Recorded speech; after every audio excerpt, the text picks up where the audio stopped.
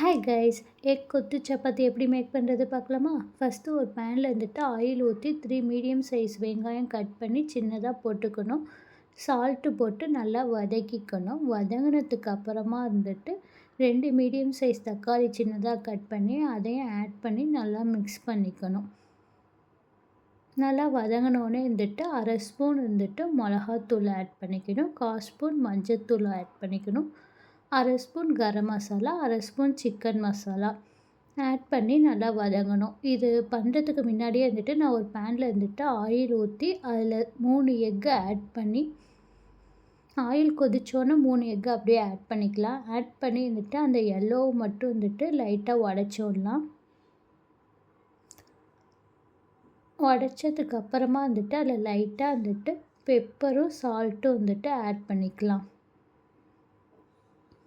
Add பண்ணி கொஞ்சம் வெந்ததுக்கு அப்புறமா வந்துட்டு இதை மிக்ஸ் பண்ணி விடலாம். கொஞ்சம் வெந்ததுக்கப்புறம் மிக்ஸ் பண்ணால் கொஞ்சம் பெருசு பெருசாக வரும். அதனால தான் கொஞ்சம் வெந்ததுக்கப்புறம் நம்ம மிக்ஸ் பண்ணுறோம். நல்லா பொரிச்சதுக்கு அப்புறமா வந்துட்டு ஒரு கிண்ணியில் எடுத்து வச்சு அதையும் வெங்காயம் தக்காளியோடு ஆட் பண்ணிக்கலாம். ஆட் பண்ணி இதை நல்லா மிக்ஸ் பண்ணிக்கலாம்.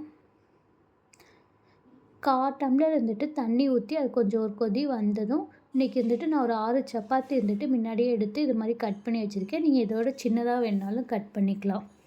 கட் பண்ணி இதோட ஆட் பண்ணிக்கணும். ஆட் பண்ணி வந்துட்டு இதை நல்லா மிக்ஸ் பண்ணி விடணும். மிக்ஸ் பண்ணதுக்கு அப்புறமா வந்துட்டு நம்ம கொத்து சப்பாத்தி ரெடி ஆயிடும். இதை வந்துட்டு ஒரு பிளேட்டில் எடுத்து வச்சு சர்வ் பண்ணால் வந்துட்டு டேஸ்ட்டாக இருக்கும். ட்ரை பண்ணி பாருங்கள். பாய்.